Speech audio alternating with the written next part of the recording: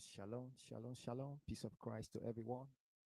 Christian Apologetic Ministry, Brother Nas. We back again with another edition, having conversation with our Muslim friends.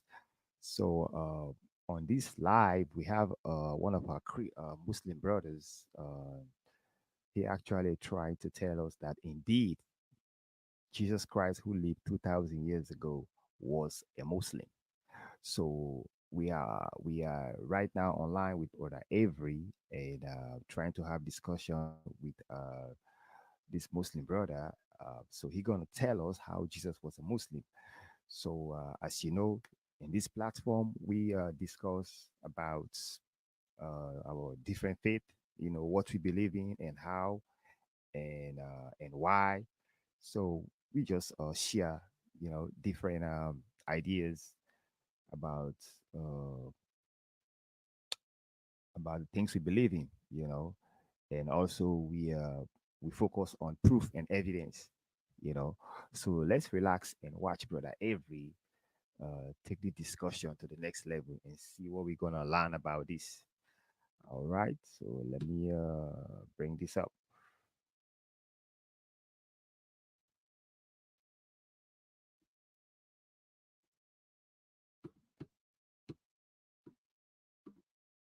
What you want to start off with us today? All right, Avery. Okay.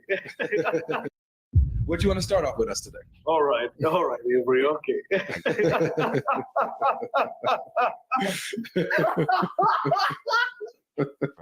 All right, Avery. Listen. Avery, listen. I'm listening. All right. What do you mean by Muslim? Why do you play these word games, Avery? Why do you play these word games? What? Language. Excuse the language. Astaghfirullah. What do you mean by Muslim? Why do you play these word games? Well, you guys say he's a Muslim, so whatever you guys mean by it. Yeah, but you know what we mean when he says he's a Muslim. You know what we mean by that. What do you mean? It means that he submitted his will to God. Which God? You know what we mean? Oh, for God's sake. Excuse me. Why do you keep doing this, Avery? You know what we mean by it. Because I want you guys to start thinking about what you actually say. Your issue is Which God? You conflate the term Muslim with the theology. All right, Avery. Listen. Avery, listen. What you want to start off with us today? All right, Avery. Okay.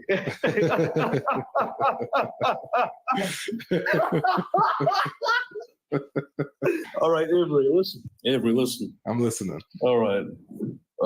What do you mean by Muslim? Why do you play these word games, Avery? Why do you play these word games? What? Language. Excuse the language. Astaghfirullah. What do you mean by Muslim? Why do you play these word games? Well, you guys say he's a Muslim, so whatever you guys mean by it. Yeah, but you know what we mean when he says he's a Muslim. You know what we mean by that. What do you mean? It means that he submitted his will to God. Which God? You know what we mean? Oh, for God's sake. Excuse me. Why do you keep doing this, Avery? You know what we mean by it. Because I want you guys to start thinking about what you actually say. Your issue is Which God? You conflate the term Muslim with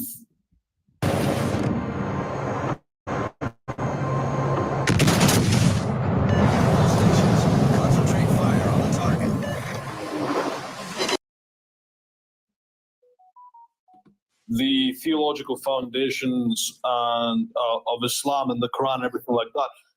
Why do you conflate it all together rather than understanding that it can be a term applied to historic prophets in time? It doesn't have to be. Let me ask. Okay, let me ask. Can someone be considered a Muslim and they go against the Islamic tenets? The core doctrines of Islam. Can someone be a Muslim and go against the core doctrines of Islam? Openly go against them? No. Okay. So that's why. Because being a Muslim is intrinsically tied to Islamic core doctrine. And so if you're outside of that, you're not a Muslim. Okay, so where does Jesus Christ go outside of that? Well, you have to show me that he's in line with it. You have to show me that he, in his beliefs and his teachings and his practices, aligned with Islamic doctrine. That's what you have to show me. That's why I say prove that he was a Muslim. Yeah, well, I'm making the claim that according to our historiography, he is in line with According it. to your what? So now you can. I'm sorry. Our historiography. Our historiography. Historiography? Yeah, according to our sources, the sources, he is in line with it. So now it's not a problem of negation or a claim. You can now just provide the opposite and say this is no, it's a claim. You're saying, according to my source, which is, I would assume, is the Quran, right? of course. Right. So the Quran that comes. Okay, fine. So according to the Quran, that comes 600 years later. It makes a claim about Jesus, somebody who existed, 600 years prior. So it's a claim on a historical figure. So what you have to do is you have to provide historical evidence that the claim that the Quran makes about Jesus is true. Okay, yeah. Can you clarify for me? Did the Pharisees seek Jesus' death according to Christian history because he claimed to be the king of the Jews, or because he claimed to be God? What does it have to do with what we're talking about? Well, here's the thing, right? It would be a much bigger violation, surely, if he was to claim to be God, right?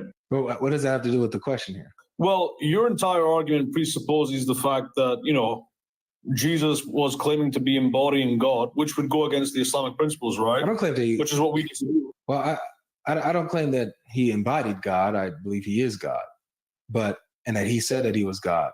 But my belief doesn't matter here. My belief doesn't matter. I'm asking for the evidence historically that Jesus believed, lined up with, and practiced Islam. Well, yeah, obviously we get into this problem, don't we? We have to use your sources. And that's the problem, isn't it? Is that the historical? That's the only sources you'll trust. That's the only sources that's trustworthy.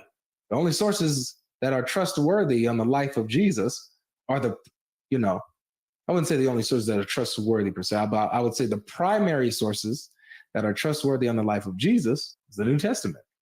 Those are the historical sources that we use.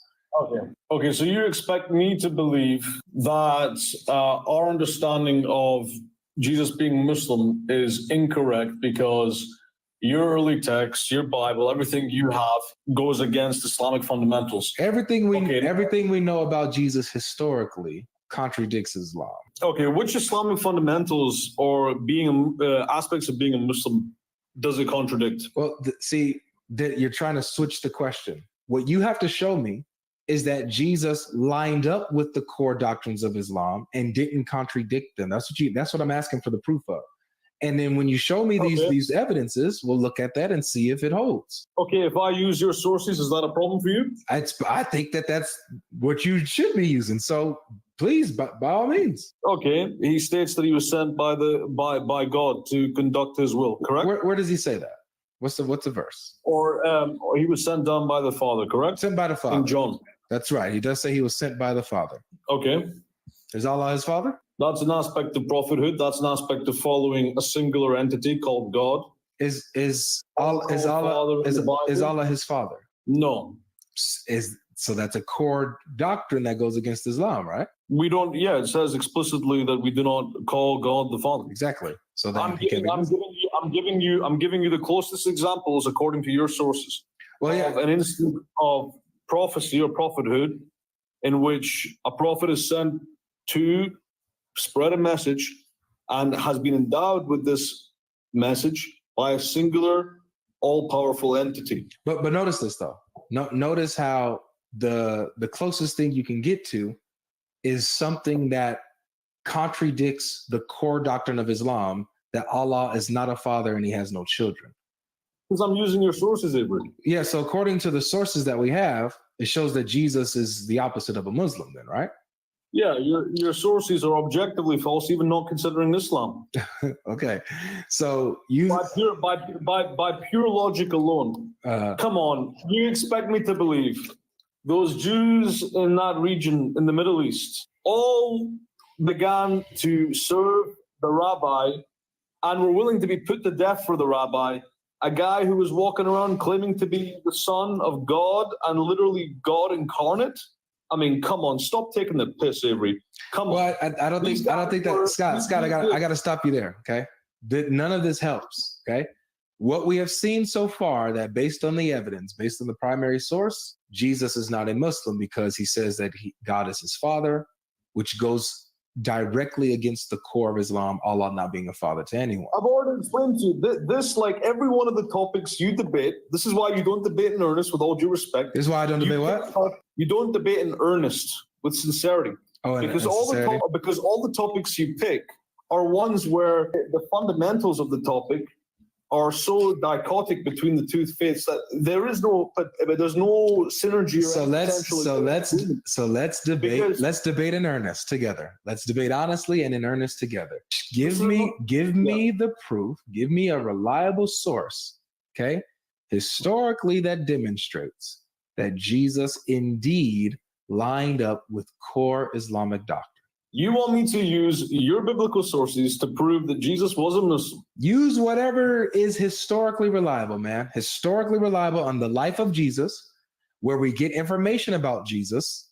Use that to show me that Jesus was a Muslim. The only historical records of Jesus Christ come from either the Bible or second-hand accounts from Roman and otherwise historians from that era. Say that around a century. Say that one more time. Wait, dude. Your sound started a little distorted. You said the only sources we have on the life of Jesus is what again? What was the first thing you mentioned? From the first 2 centuries, the sources that we have are the New Testament and the second-hand historian accounts. From the likes of Tacitus, Josephus, etc., which again are only recorded several centuries afterwards. But yeah, those are the first 2 century accounts. Nice. And then the other are the ones that we have in Islam, which is the Quran. All right. The historical sources. Hold on, Scott, you're cooking right now, man. You're doing good. So the historical sources that we have on the life of Jesus are number one, the New Testament documents. That's the earliest that we have. Secondly, are the secondary sources by, Roman historians, Josephus, Tacitus, Pliny the Younger, other people like this. And then thirdly, you just have like what comes like hundreds of years after that, which would be Islamic sources, the Quran, right? Which, by the way, your inability to accept the Quranic source as valid, I find to be not entirely objectively reasonable. Can I tell you why? I'm not speaking here even from an Islamic perspective. You are, though. Just from a You're speaking from an Islamic perspective, Scott. No. It's actually not reasonable because it was recited in the latter half of the 6th and early half of the 7th century. And there were Christians in that time who had been following through oral tradition for centuries, the original Christianic belief. So to say that these are not legitimate sources is quite ridiculous, to be honest. Wait, stop. You're saying that Christians in 7th century Arabia had true Christianity, and they had sources where they had true Christianity, and you're saying that I'm denying those sources that they had? Well, you're denying that a document in the 7th century could be valid. No, I'm is what you're denying. No, I'm not. You did say that earlier. Let me be clear, okay? Let me be clear. I am not saying that a 7th century document is automatically invalid. That's not what I'm saying. I'm saying that a 7th century document is not the authority on the historicity of something that came 700 years prior when you have evidence to the contrary. That's earlier, that's vastly attested, independent sources. So when you already have things that are early, have multiple attestation, independent sources, they already passed the historic criteria. So a 7th century document, it can be valid as long as it lines up with the historical sources that come before. If it contradicts them, then it is something that is ahistorical, meaning it goes against history. Did Jesus submit his will to God? Which God? What you call God the Father? God the Father? Yes, he submitted to his Father. And is the definition of a Muslim one who submits his will to God? To Allah specifically of the Quran, who's not a father. Now you're placing an extra differentiator which is to claim that our God and your God are different, Well, which well- we both know is not the case. Well, we're using logic, right? You said we got to use logic, so let's use it. We got to use your logic. If Allah okay, says, like for okay. example, look. If I say I'm a Muslim, and the God that I submit to is my statue, is that Allah? Is the God that I'm serving Allah? Of course not. And we both, but of course not. No, I hope you're not a Catholic and you believe that's okay. Okay, no slander in the Catholics, please. So look, so even though I say that I'm worshiping God, I'm submitting to God as a Muslim, but the God that I'm talking about is a statue that I have in my closet, you said, no, that's not Allah. Why?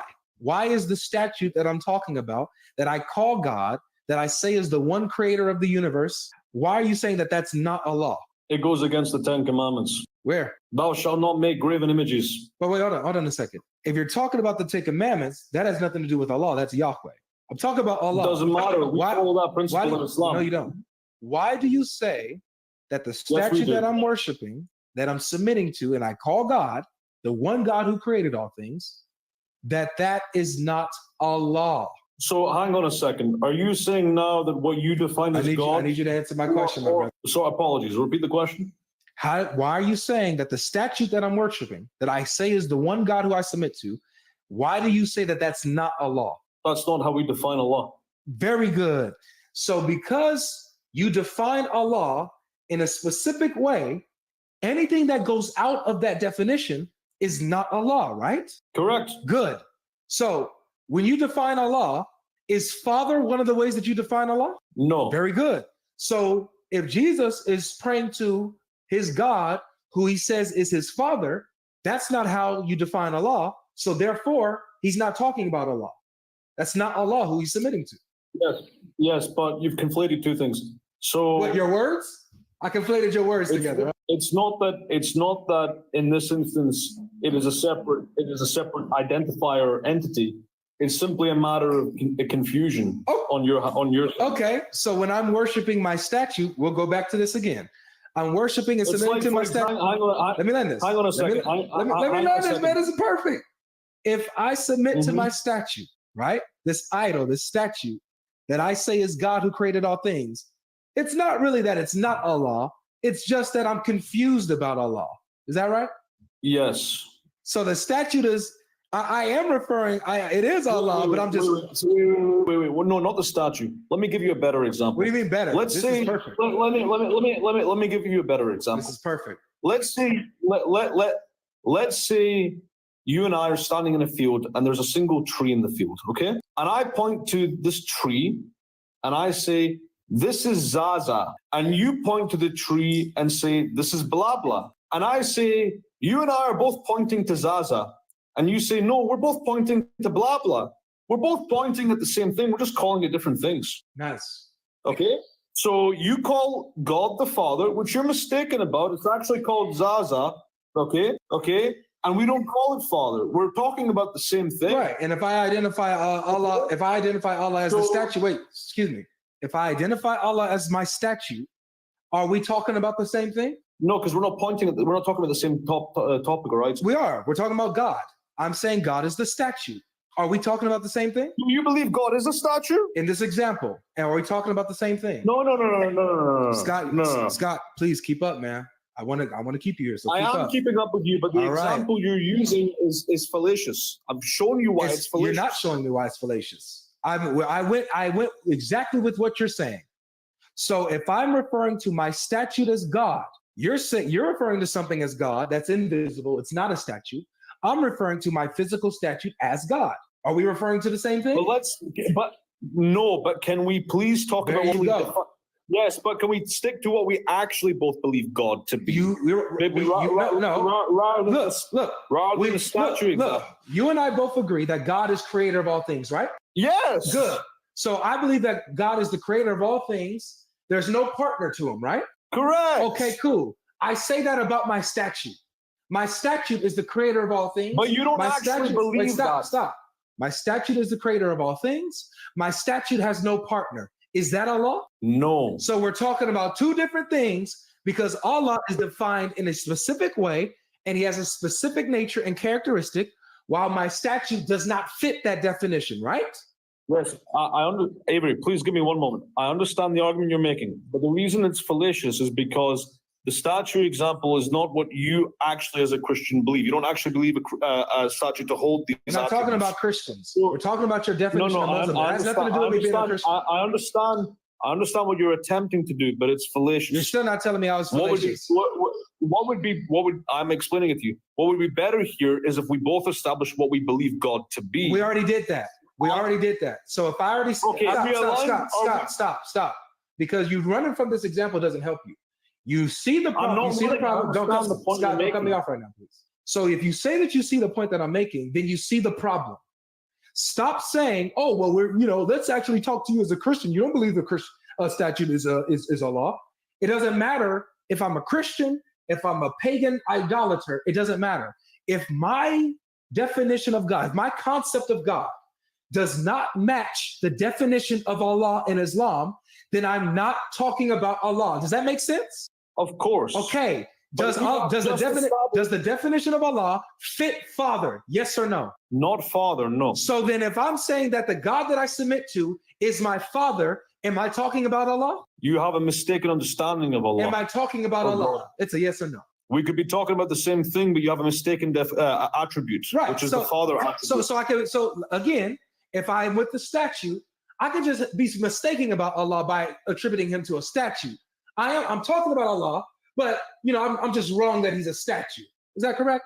If you hold all other attributes except you were to point to a statue, you'd be mistaken about saying he has some kind of physical capacity, or you can be measured as a statue. Yeah, got it. So just to be clear, if I say that my statue is the creator of all things, is the maker of all things, there's no partner, I'm still talking about Allah, but I'm just wrong to attribute him to being a statue. I'm still talking about Allah. But certain attributes are different to others. So, for example, if you describe something as, Father is a descriptive word. It's an identity. Yeah, it's an identity. So it's not the same as saying something is a statue, for instance. It is the same. One is it's the same. Let me tell you why. It's the same because, like you said earlier, we don't define Allah that way. So that's not Allah. So it matters. Do you define Allah as Father? No. So if you're saying that God is Father, it's not Allah. It's that simple. Hang on a second. I gave you the example of the tree. Let me give you another example because you didn't understand my example. No, I understood your example. Scott, I understand your example. For example, I know you as Scott. Your mom knows you as Son. So if she says my son is on TikTok and I say Scott's on TikTok, we're talking about the same person, just referring to you as a different name, different title. Same person though, right? Boom. Okay. Correct. So I understand. Trust me, I understand your example. And hopefully it sounds like you understood mine, but you don't want to conclude with what the problem is. You cannot say that if I'm saying that a statue is God, that I'm talking about Allah. You said that, yeah, that's not Allah in the beginning, but now you're struggling now to say that, oh, well, either it's not Allah outright or that I'm just wrong about Allah. So which one is it? If when I'm saying that my statue is God, is that really Allah that I'm talking about, but I'm just wrong about him? Or is this just not Allah at all? Which one is it? The issue is there's a fundamental theological issue here, okay? You're looking for there to be a one-to-one, 100% relationship between the attributes you define in Christian text with the Islamic text. Which one is it? Which one is it? When I say that I submit to my statue, who created all things, is that Allah, or am I just wrong about Allah? My belief is that we both refer to the same being. However, on the attribute of the Father, that is a mistake on your part.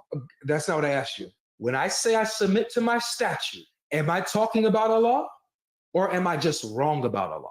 Are you talking about Allah, or are you wrong about Allah? No, you're wrong. You're wrong. You're wrong. It's a different. Right.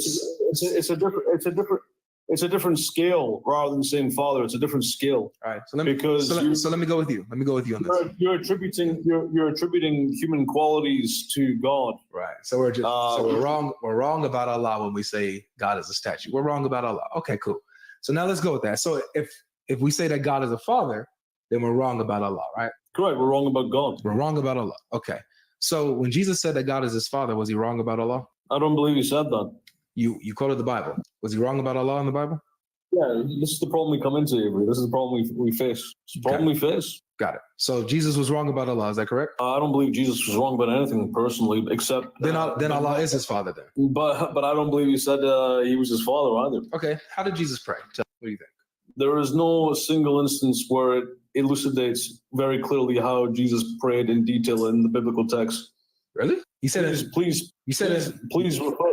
You said in the Please you refer said to in the me. you said in the biblical text there's no detailed example of of how Jesus prayed. Yes, step by step. What about in the Quran? Is there a detailed explanation of how Jesus prayed? Besides, this obviously we have Matthew, etc. But I'm talking. Oh, about the so actual there step. there is an example of how Jesus prayed. Nice. How did he pray? Yeah, but you understand what I mean when I say like a detailed step by step. You know, every motion, etc. How did he pray, man? That's all I want to know. How did he pray? I believe he prayed similarly to. Well, there are multiple manners in which he prayed. Let me ask you this: if you wanted to know how Jesus prayed, wait. Let me just ask you this, Scott. If you wanted to know how Jesus prayed, where would you go to find that out? What do you mean? You mean as a Muslim or as a Christian? As a Muslim, we believe he prayed in accordance with how we've always prayed, which I believe is accounted for in the Bible as well. But again, in the Bible, there's multiple manners in which he prays. Scott, stop talking. Scott, stop talking, please. If you wanted to know how Jesus prayed, where would you go? As a what? As a Muslim or as a Christian? Period. You know what? Let's do it this way. As a Muslim, show me how Jesus prayed. Go ahead. What? As a Muslim, show me the reference that shows you how Jesus prayed. I don't recall in the Hadith of Quran the exact reference to his manner of praying. So you don't have this information in the Quran. Okay. So if you wanted to know how Jesus prayed, or the Hadith, if you wanted to know how Jesus prayed, where would you go? You don't have it in the Quran or Hadith, so where would you go? I mean, if I wanted a Christian understanding of how he prayed, I would look. No, at the Bible. just where would you go? Period. If you just want to, man, you know what? I wonder how Jesus prayed. Peace be upon him. May his peace be upon me. I want to know how he prayed. Where would you go? What do you mean? I would look at the biblical text. There you go. I just told. You would go to the Bible. And when you go to the Bible and you see how Jesus prayed, how did he pray? Like I said, I don't remember exactly, but I believe there are multiple manners in which he prayed. You're right. There are multiple manners in how he prayed. You're absolutely right. And in each of these examples, however, there's one thing that's consistent. What do you think that is? The reference to the Father? The reference to his Father. So when we look historically, and the only source in all of humanity that we have on how Jesus prayed, we have the New Testament that tells us. And every time we see Jesus praying, the one who he's praying to is his Father in heaven. So historically, is Jesus a Muslim? What? That's corrupted. Thanks for coming, Scott. My, oh my, oh my, oh my. Imagine that. So historically, Jesus wasn't a Muslim, right? That's corrupted. That's corrupted. That's corrupted. That's corrupted. There it is. That's corrupted. I love Scott. I love Scott, man. All right.